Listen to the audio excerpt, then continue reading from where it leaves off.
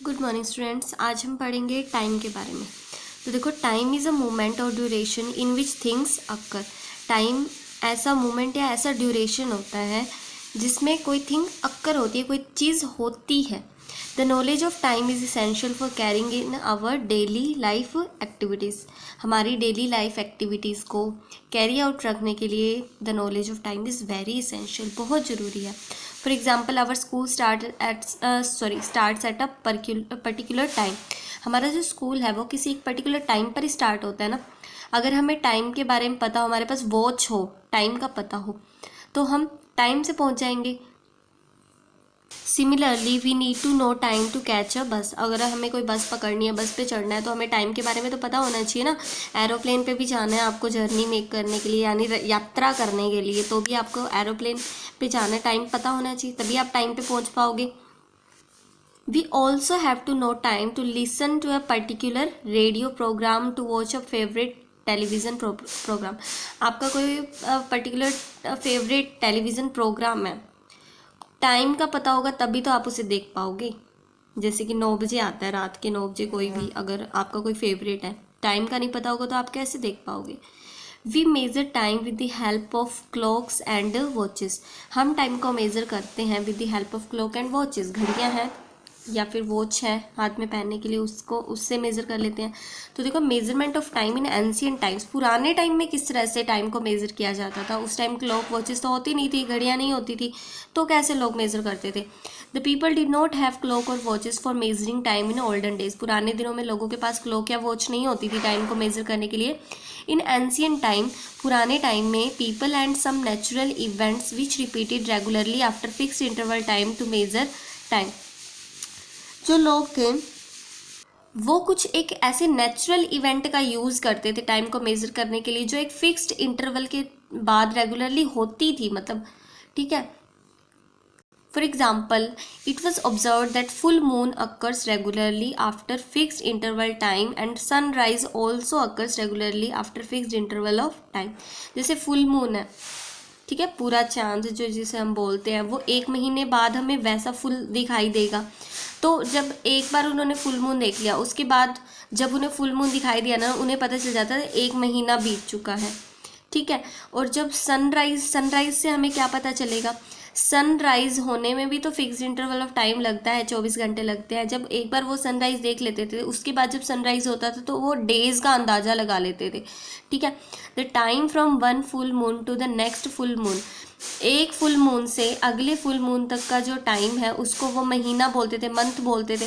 और एक सनराइज से नेक्स्ट सनराइज तक का जो टाइम है उसे वो क्या बोलते थे, डे यानी दिन बोलते थे, ठीक है। ये तो ऑब्वियस सी बात है। In order to measure time interval shorter than 1 day and the number of time measuring devices were invented in ancient times. ये तो होगी महीने और दिनों की बात। अगर हमें डे से भी कम का, लेट्स सपोज 1 घंटा 2 घंटा ऐसे मेज़र करना हो, तो भी कुछ उन्होंने डिवाइस इन्वेंट कर रखे थे। Some of the important time measuring devices used in ancient times were sundial. ये था एक तो डिवाइस सन डायल जिसे बोलते हैं। एक सैंड क्लॉक होती है जिसमें ये सैंड एक ग्लास बल्ब से दूसरे ग्लास बल्ब में फ्लो करती है। और एक होती है वाटर क्लॉक। वाटर क्लॉक के बारे में भी अभी हम पढ़ेंगे। We will now describe all this devices briefly. अब हम इन्हें 1 बाय 1 ब्रीफली पढ़ते हैं। तो देखो, सन डायल के बारे में। Sundial is one of the earliest devices use for measuring time. ये सबसे पुराना मेजरिंग डिवाइस है अब तक का। A sundial measures time by the position of shadow cast by the sun. इस सन डायल को क्या कर दिया जाता था, सन के सामने रख दिया जाता था। तो जहाँ देखो, इसके ऊपर ये टाइम लिखा हुआ है, ध्यान से देखोगे ना, तो ये टाइम जैसे अपनी घड़ी में नहीं लिखा होता 12 फिर 1 2 3, इस तरह से यहाँ पर भी सारी मेजरमेंट है। तो जहाँ इसकी शेडो पड़ती थी ना, उतना ही वो टाइम मान लेते थे, ठीक है ना। तो देखो, a sundial measures time by the position of the shadow cast by the sun. Sun ये जो ट्राइंगुलर शेप में है, सन के सामने रखेंगे तो इसकी शेडो जहाँ तक भी जाएगी ना, जिस पॉइंट तक भी जाएगी, उतना ही टाइम हुआ है उनके हिसाब से। We know that sun rises in the east. हमें पता है सन कौन सी डायरेक्शन में राइज होता है, ईस्ट में। Appears to move in the sky during the day and finally sets in the west. वो स्काई में इस तरह से हमें मूव करता हुआ दिखाई देता है और वेस्ट में जाकर वो सेट हो जाता है यानी छिप जाता है। Due to this apparent movement of sun in the sky, हमें वो सन की जो मूवमेंट दिखाई देती है, एक्चुअली सन तो नहीं घूम रहा ना, घूम तो हमारी अर्थ रही है, तो जो एपरेंट मूवमेंट है सन की स्काई में, the position of shadow of a vertical object on the ground changes continuously through out the day. वो जो सन हमें दिखाई देता है ऐसे घूमता हुआ, उसके कारण जो ऑब्जेक्ट्स हैं उनकी शेडो भी तो कंटिन्यूसली चेंज होती रहती है ना ग्राउंड पर। तो देखो, the sun dial has a triangular a blade which is fixed vertically on a dial marked with hours of the day। तो देखो ये जो ट्रायंगुलर क्या बना हुआ है, ये ट्रायंगुलर ब्लेड जो बनी हुई है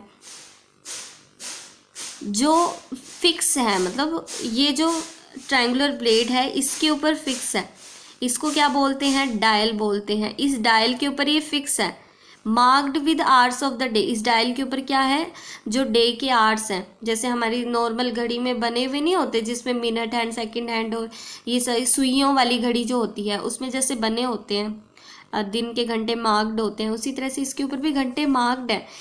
as the position of sun changes in the sky, जैसे जैसे स्काई में सन की पोजीशन चेंज होती रहती है, the position of shadow of the blade on the dial also changes. तो ऑब्वियस सी बात है ना कि ये शेडो की पोजीशन भी तो चेंज होगी। The position of shadow of vertical blade on the dial gives the time of the day. जहाँ इसकी शेडो बनती है मतलब डे में उतना ही टाइम हुआ है। At many places huge sundials have been constructed on the ground in form of triangular wall. बहुत सारे प्लेसेस पे बहुत बड़े बड़े सन डायल बनाए गए थे, ठीक है, और उनमें क्या है, some historical sundials will exist in India at Jantar Mantar in Delhi and at Jaipur in Rajasthan. कुछ हिस्टोरिकल सन डायल भी हैं जो आज तक भी एग्जिस्ट कर रहे हैं दिल्ली के जंतर मंतर में और राजस्थान के जयपुर में, आप उन्हें देख सकते हो। वो हिस्टोरिकल सन डायल है, मतलब बहुत बड़े बड़े सन डायल बनाए गए हैं उस टाइम के। अब देखो सैंड क्लॉक, ये होती है sand clock. Another early device for measuring time was sand clock. एक और जो डिवाइस की बात हम कर रहे हैं वो है sand clock. Sand clock also known है सैंड ग्लास या फिर आवर ग्लास। सैंड क्लॉक को सैंड ग्लास या फिर आवर ग्लास बोला जाता था। The sand clock uses the flow of sand to measure time. इसमें जो सैंड का फ्लो हो रहा है ना उससे हमें टाइम के बारे में पता चलता था, क्योंकि ये सैंड फ्लो होने में ना हर बार एक फिक्स्ड टाइम लेती थी, ठीक है ना। जैसे कि आवर ग्लास है, लेट सपोज ये सैंड है ना, जब सारी इसमें है और सारी फ्लो होने में 1 घंटा लगेगा। अगर हमें पहुंचना है, उस टाइम की बात कर रहे हैं, अगर हमें कहीं पहुंचना है 1 घंटे में, तो हमें इससे टाइम का पता चल जाएगा ना कि 1 घंटा हुआ है या नहीं हुआ। तो देखो, the length of time taken by the sand to pass from one bulb of the sand, जो टाइम लेती थी एक बल्ब से, ये क्या है, ये एक बल्ब है, एक ये नीचे वाला बल्ब है, एक बल्ब से दूसरे बल्ब में सैंड पास होने में जो टाइम लेती थी वो हमेशा कांस्टेंट रहता था। यानी जब पूरी सैंड इसमें होगी तो हमेशा ही 1 घंटा, लेट्स सपोज कोई कांस्टेंट टाइम ही लगेगा, ठीक है ना।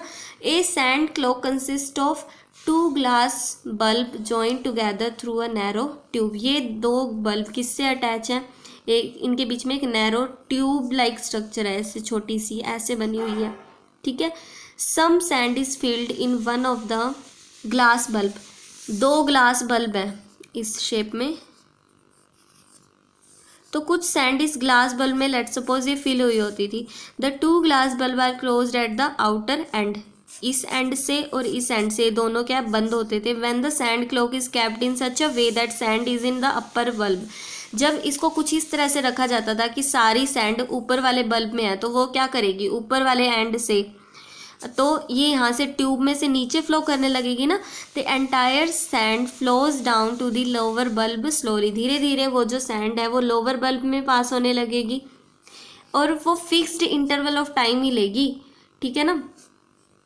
एकदम से ही नहीं गिर जाएगी कि एकदम से ही आगे नीचे, नहीं, वो एक फिक्स्ड इंटरवल ऑफ टाइम लेगी। लेट सपोज 1 घंटा लेती है तो हर बार 1 ही घंटा लेगी, वो कांस्टेंट टाइम लगेगा। क्योंकि ऐसा नहीं है कि वो एक ही बार में गिर जाएगी, क्योंकि बीच में एक नैरो सी ट्यूब है, पतली सी बिल्कुल ट्यूब है जो उसको एकदम से पास नहीं होने देगी। When the sand clock is to be used again, जब इस सैंड क्लॉक को दोबारा यूज़ करना होता है इसको उल्टा देंगे, तो ये वाली जो नीचे आ जाएगी वो सैंड वो फिर से ऊपर चली जाएगी, वो फिर से नीचे वाले बल्ब में फ्लो करने लग जाएगी। ठीक है, तो इस तरह से हमें उस टाइम आवर्स का पता लग जाता था, घंटों का, क्योंकि इसे आवर ग्लास बोलते हैं ना, तो ये सैंड सारी नीचे आने में 1 घंटा लेती थी, तो हमें आवर्स के बारे में अंदाज़ा लग जाता था, घंटे के बारे में। अब देखो next, water clock. Water clock was yet another time measuring device use in ancient times. ये एक और डिवाइस है वाटर क्लॉक, एंशियंट टाइम्स में ये यूज़ किया जाता था। A water clock uses a rate at which water drips from one vessel to another to measure time intervals. इसमें वाटर ड्रिप का यूज़ किया जाता था, पानी की बूंदों का यूज़ किया जाता था पानी को मेज़र करने के लिए। एक एक सेकंड में, देखो हर सेकंड में एक बूंद गिरती थी, तो हमें सेकंड के बारे में पता चल जाता था। देखो, water was allowed to drip from one vessel to another vessel kept at lower level. एक वेसल से दूसरे वेसल में वाटर ड्रिप को फॉल डाउन होने में क्या किया जाता, अलाउ, यानी गिरने दिया जाता था पानी ऊपर वाले वेसल से नीचे वाले वेसल में। Every time the upper vessel is filled with water, its water takes exactly the same time to drip into the lower vessel. ऊपर वाले वेसल में से पानी को नीचे ड्रिप होने में सेम टाइम लगता था। The ancient time measuring devices such as sundial, sand clock, water clock could not be used for the measurement of small time intervals such as minutes and seconds. It becomes possible after the development of pendulum clock. Minute seconds की जो हम measurement कर रहे हैं वो pendulum clock की development के बाद ही पॉसिबल हो चुकी है। पहले मिनट या सेकंड की जो मेजरमेंट है वो इनसे नहीं की जा सकती थी। तो पेंडुलम क्लॉक को भी हम अब डिटेल से स्टडी करेंगे। तो देखो पहले यूनिट ऑफ टाइम के बारे में। The standard unit of measuring the time is second. जो स्टैंडर्ड यूनिट है टाइम को मेजर करने की वो क्या है, सेकंड है। सिंबल क्या होता है सेकंड का, इस तरह से स्मॉल एस लिखा जाता है। The standard unit of time is also called basic unit of time. जो स्टैंडर्ड यूनिट ऑफ टाइम है उसे बेसिक यूनिट ऑफ टाइम भी बोला जाता है। We can also say that basic unit of time is second. हम ये भी कह सकते हैं कि जो टाइम की बेसिक यूनिट या फिर स्टैंडर्ड यूनिट है वो क्या है, सेकंड है। जो लार्जेस्ट यूनिट है टाइम की, लार्जेस्ट नहीं, सेकंड से बड़े वाली unit, the larger unit of time than second. Second से बड़ी यूनिट कौन सी है, मिनट भी सेकंड से बड़ा है, आवर भी सेकंड से बड़ा है। मिनट को MIN इससे डिनोट किया जाता है और आवर को HR से या फिर सिंपली स्मॉल h से भी आवर को डिनोट कर दिया जाता है। Time is normally measured in the units of hours, minute and second. Time को जो नॉर्मली मेज़र किया जाता है in the unit of hour, minute and second में किया जाता है। ठीक है, अब देखो 1 आवर में 60 मिनट और 1 मिनट में 60 सेकंड। ठीक है, ये तो आपको पता ही है। 24 आवर्स का 1 डे होता है, 30 डेज़ का 1 मंथ होता है एंड 12 मंथ्स का 1 ईयर होता है। 10 ईयर्स को 1 डेकेड बोलते हैं, 100 ईयर्स को 1 सेंचुरी बोलते हैं एंड 1000 ईयर को 1 मिलेनियम बोलते हैं।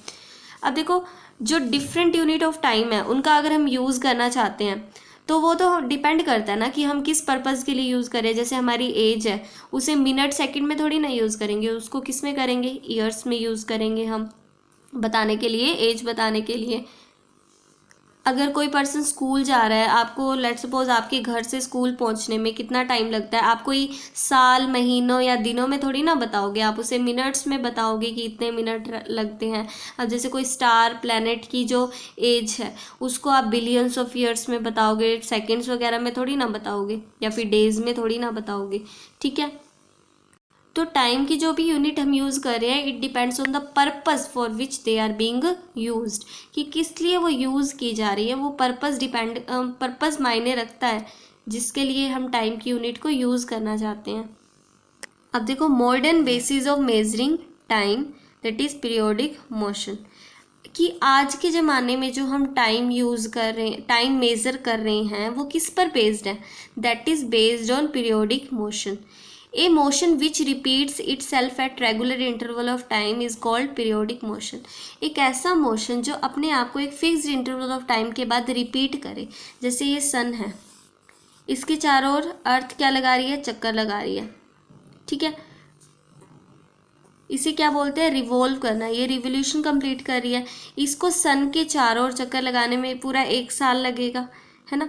तो 1 साल के बाद वो इसी पोजीशन पर आएगी, फिर उसी पाथ को ट्रैवल करेगी, 1 साल बाद फिर आएगी, इसी पाथ को ट्रैवल करेगी। यानी कि वो एक फिक्स्ड इंटरवल ऑफ टाइम के बाद, एक फिक्स्ड टाइम के बाद, 365 डेज के बाद अपने मोशन को बार बार रिपीट कर रही है ना, उसी पाथ पे बारी बारी ट्रैवल कर रही है। तो इसका मोशन कैसा हुआ, पीरियोडिक मोशन। अब जैसे कि क्लॉक या वॉचेज हैं, they are the most common time measuring devices used by us. हम जो टाइम मेजर कर रहे हैं मोस्ट कॉमनली किससे कर रहे हैं, क्लॉक या फिर वॉचेस से कर रहे हैं। Clock and watches which are use for measuring times are based on the principle of periodic motion. ये क्लॉक वॉचेस है ना, ये सभी पीरियोडिक मोशन पर ही बेस्ड है। One of the most common devices which shows periodic motion is a simple pendulum. Pendulum clock देखी होंगी, उसमें एक पेंडुलम होता है, बार बार इस तरह से वाइब्रेट करता रहता है वो, है ना, ऑसिलेट करता रहता है। तो वो पेंडुलम क्लॉक है ना, वो one of the most common device है which is based on the periodic motion. कैसे, वो अभी हम रीड करते हैं। अब देखो हम पढ़ते हैं सिंपल पेंडुलम के बारे में। एक सिंपल पेंडुलम क्या होता है, इसमें एक मेटल बॉल होती है, ये नीचे क्या लगी हुई है, मेटल की बॉल लगी हुई है, जिसे बॉब भी बोलते हैं। देखो BOB बॉब, या फिर मेटल बॉल होती, मेटल की बनी हुई बॉल होती है, इसे बॉब बोलते हैं। That is suspended bye a long thread, एक लंबे धागे से इसे लटकाया गया होता है। विद द रिजिड स्पोर्ट, एक कोई रिजिड स्पोर्ट से इसे धागे की हेल्प से इस मेटल बॉल को लटकाया गया होता है। फिर क्या होता है, a simple pendulum is shown in figure this one. इसमें आपको ये सिंपल पेंडुलम दिखाया गया है।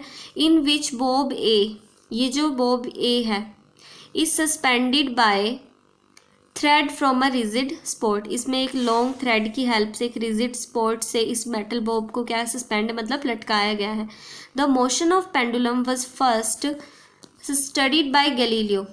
पेंडुलम के मोशन को सबसे पहले गैलीलियो के द्वारा ही स्टडी किया गया था। The Galileo discovered the important principle of pendulum according to which a pendulum completes every swing in exactly the same time provided its length is kept constant। अगर इसकी लेंथ को हम इतना ही रखें और A, इस मेटल बॉब को, ये पोजीशन A है, इसको B तक लेके आए, यहाँ तक इसको हम ही लेके आए और यहाँ से छोड़ दें, हमने धक्का नहीं मारना, बस इसको फ्रीली छोड़ देना। तो ये B से कहाँ तक जाएगी, एक यहाँ पोजीशन C पर आएगी, फिर वापस B पर जाएगी, फिर C पर आएगी। यानी कि ये अपने हर स्विंग को, हर ऑसिलेशन को कंप्लीट करने में, देखो इसका एक ऑसिलेशन कब होगा, जब B से C पर जाए और C से B पर आए। तो यानी ये हर एक ऑसिलेशन को कंप्लीट करने में एक फिक्स्ड टाइम लेगी, ये गैलीलियो ने पता लगाया। एक दूसरे शब्दों में हम क्या कह सकते हैं कि the time interval of oscillation of a given pendulum is constant, कि जो टाइम पीरियड है इन ऑसिलेशन का, टाइम पीरियड मतलब वो एक ऑसिलेशन कितने टाइम में कंप्लीट कर रही है, एक ऑसिलेशन, यानी B से C और C से B पर वो एक ऑसिलेशन कंप्लीट करेगी, यानी B से C और C से B तक आने में उसे कितना टाइम लगा, वो टाइम हमेशा ही कांस्टेंट रहता है। अगर इसकी लेंथ हमने छेड़ी ना, तो अगर इसकी लेंथ को आपने छोटा कर दिया तो जो टाइम है वो कम हो जाएगा, जो टाइम लगेगा C से B या B से C आने में वो कम हो जाएगा। अगर आपने ज़्यादा बढ़ा दी तो वो टाइम ज़्यादा हो जाएगा। तो अगर आप इसकी लेंथ को ना छेड़ो तो टाइम जो C से B और B से C जाने में लगेगा वो सेम ही लगेगा, यानी एक ऑसिलेशन कंप्लीट करने में उसे सेम ही टाइम लगेगा। अब नेक्स्ट देखो, ये जब मेटल बॉब को हमने छेड़ा नहीं था तो ये A पोजीशन पर था बिल्कुल, इसे बोलेंगे मीन पोजीशन या फिर सेंट्रल पोजीशन। और जब इसे लेट सपोज हम B पोजीशन पर लेकर गए और इसे यहाँ से छोड़ दिया तो ये B से A से C तक पहुँचेगा, फिर वापस B तक आएगा। यानी ये जो दोनों पोजीशन है ना, ये बीच वाली तो सेंट्रल पोजीशन है, ये दोनों इसकी एक्सट्रीम पोजीशन है। अब देखो, अब हम पढ़ते हैं इसकी फ्रीक्वेंसी क्या होगी, ऑसिलेशंस क्या होते हैं, और एम्पलीट्यूड क्या होता है, टाइम पीरियड क्या होता है, उसके बारे में पढ़ते हैं। ठीक है, अब देखो, length of pendulum, the length of thread from the point of suspension to the centre of bob is called the length of pendulum. इस पेंडुलम की लेंथ कितनी है, इस रिजिड स्पॉट से लेकर, जहाँ से हमने धागा बांधा है, वहाँ से लेकर इस मेटल बॉब तक की ये जो डिस्टेंस है ना, ये क्या है, लेंथ ऑफ पेंडुलम है। अब देखो, the time period of pendulum depends on its length. अभी हमने देखा कि जो टाइम पीरियड है पेंडुलम, भाई कितने टाइम में वो स्विंग्स कंप्लीट करेगा एवरी स्विंग को, तो वो जो टाइम पीरियड है वो डिपेंड करता है on the length of the pendulum. Pendulum की कितनी लेंथ है। As the length of pendulum increase, the time period also increase. अगर हमने पेंडुलम की लेंथ को इंक्रीज कर दिया, इसे लंबा कर दिया, तो फिर जो टाइम पीरियड है ना हर ऑसिलेशन को कंप्लीट करने में, वो भी इंक्रीज कर जाएगा, यानी वो ज़्यादा टाइम लगेगा एक ऑसिलेशन को कंप्लीट करने में। अगर लेंथ को डिक्रीज कर दिया तो ऑसिलेशन फास्ट हो जाएंगी, यानी कि टाइम पीरियड डिक्रीज कर जाएगा। ठीक है, अब देखो ऑसिलेशंस क्या होती हैं। One complete to and fro movement of the pendulum both is called an oscillation. One oscillation can be counted start from one of the extreme position of the bob or from the mean position. For example, आप एक oscillation कब count करोगे, जब let suppose इस extreme position को आप देख रहे हो, जब ये C से B पर जाए और B से दोबारा C पर आ जाए ना, तो ये एक oscillation है। The motion of pendulum bob from its extreme position B to C, B से C and back to B, वापिस B पर आ जाए ना, that is called one oscillation. The motion of bob from its mean position A to B then from B to C and back to A is equal to one oscillation. अगर हम central position को देख रहे हैं तो A से B पर जाए, B से C, फिर A पर वापस आ जाए, तो ये एक ऑसिलेशन होगा। एक्सट्रीम पोजीशन पर देख रहे हो, इसको देख रहे हो तो C से B, B से C आनी चाहिए। A को देख रहे हो तो A से B, या फिर A से C भी हो तो हो सकता है ना, A से C, C से B और वापस A तक, तो ये एक ऑसिलेशन होगा। अब नेक्स्ट देखो टाइम पीरियड क्या होता है। जो पेंडुलम ऑसिलेशंस कर रहा है उसको एक ऑसिलेशन कंप्लीट होने में कितना टाइम लग रहा है, उसे हम बोलेंगे टाइम पीरियड। ठीक है, अब देखो वो तो बहुत फास्ट कर लेगा एक तो ऑसिलेशन। अब ऐसे तो नहीं है कि हम, और ऐसा भी नहीं है कि शायद उसे एक सेकंड भी ना लगे, है ना। अगर लेंथ पेंडुलम की बहुत कम है तो टाइम तो डिक्रीज हो जाएगा ना, तो वो शायद एक सेकंड भी ना ले, फिर हम कैसे टाइम पीरियड कैलकुलेट करेंगे। तो देखो आप क्या करो, ए large number of oscillation calculate कर लो। जैसे कि आप 10 ऑसिलेशंस को देख लो, 10 ऑसिलेशंस को, उसमें कितना टाइम लग रहा है। एक को आप ध्यान से नहीं देख सकते, बट 10 को तो देख सकते हो ना, भाई उसने 10 ऑसिलेशंस कितने टाइम में काउंट किया है। लेट सपोज उसने 10 सेकंड में ली है, तो एक ऑसिलेशन के लिए होता है टाइम पीरियड, तो एक ऑसिलेशन के लिए फिर कितना हो जाएगा 10/10 यानी 1 सेकंड।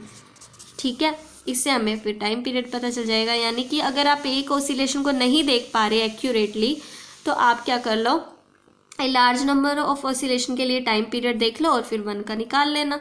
अब देखो एम्पलीट्यूड क्या होता है। एम्पलीट्यूड का मतलब है, एम्पलीट्यूड हमें बताता है कि ये जो पेंडुलम है अपनी सेंट्रल पोजीशन से कितनी दूर तक ये गया है, एक्सट्रीम पोजीशन और सेंट्रल पोजीशन के बीच में कितना डिस्टेंस है, दैट इज एम्पलीट्यूड।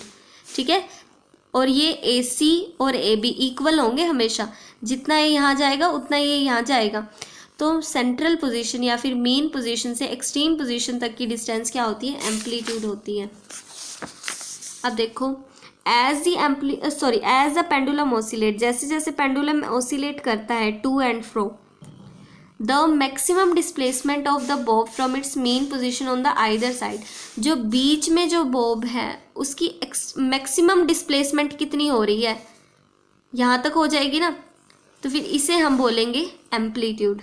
ठीक है, यानी कि maximum displacement of the bob from central position to extreme position, central position से एक्सट्रीम पोजीशन तक कितनी मैक्सिमम उसकी डिस्प्लेसमेंट हुई, उसे बोलेंगे हम amplitude of the pendulum.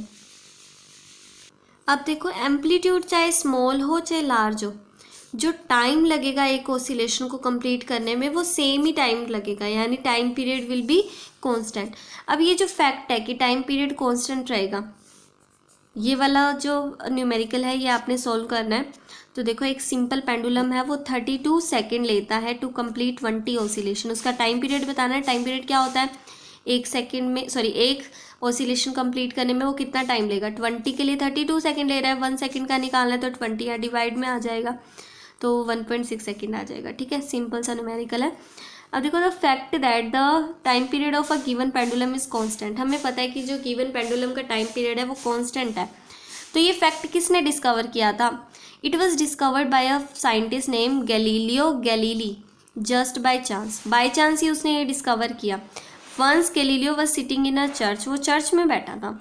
He notice that a lamp hanging from the ceiling with the long chain was swinging slowly from side to side। उसने देखा कि एक लैंप था, उसको सीलिंग यानी छत से अटैच किया गया था। ये लैंप मान लो कुछ इस तरह से एक लैंप लगा हुआ था, वो इस तरह से ना स्विंग कर रहा था side to side. Clocks and watches were not available at that time. उस टाइम क्लॉक या वॉचेस अवेलेबल नहीं थी। So Galileo used this pulse rate at a kind of watch. उसने इस पल्स रेट को स्विंग, वो साइड बाय साइड मूव कर रहा था ना, यानी इस पल्स रेट को उसने क्या यूज़ किया, as a kind of watch. He surprised, जैसे जैसे वो लैम्प स्विंग कर रहा था तो गैलीलियो ने अपनी pulse rate, Galileo used his pulse rate as a kind of watch. उसने अपनी पल्स रेट, जो उसकी पल्स रेट है, उसे यूज़ किया as a kind of watch. He surprise to find that his pulse beat the same number of time during the time interval in which swinging lamp completed 1 oscillation.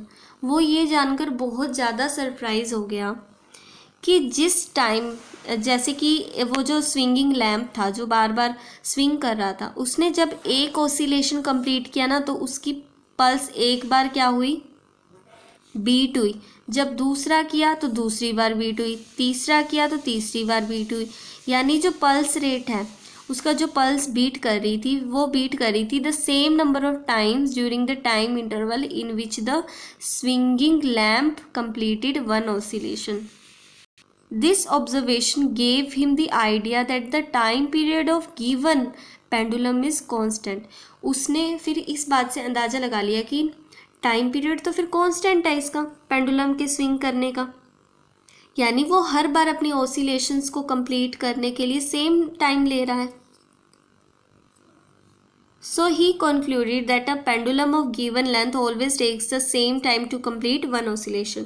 उसने इस बात को prove करने के लिए कुछ एक्सपेरिमेंट भी किए और बाद में उसने ये कंक्लूजन निकाला कि जो पेंडुलम है अगर उसकी लेंथ फिक्स रखी जाए तो वो सेम टाइम ही लेगा to complete its oscillation. The time period of a pendulum of given length is constant. The observation use in the development of pendulum clock, इस ऑब्जर्वेशन का यूज़ किया गया in the development of pendulum clock. Thus the periodic motion of pendulum have been used to make pendulum clocks for measuring time। इसी periodic motion, pendulum जो बार बार oscillate करता है और उससे कांस्टेंट टाइम लेता है, इसी प्रिंसिपल का यूज़ किया गया for measuring time in pendulum clock.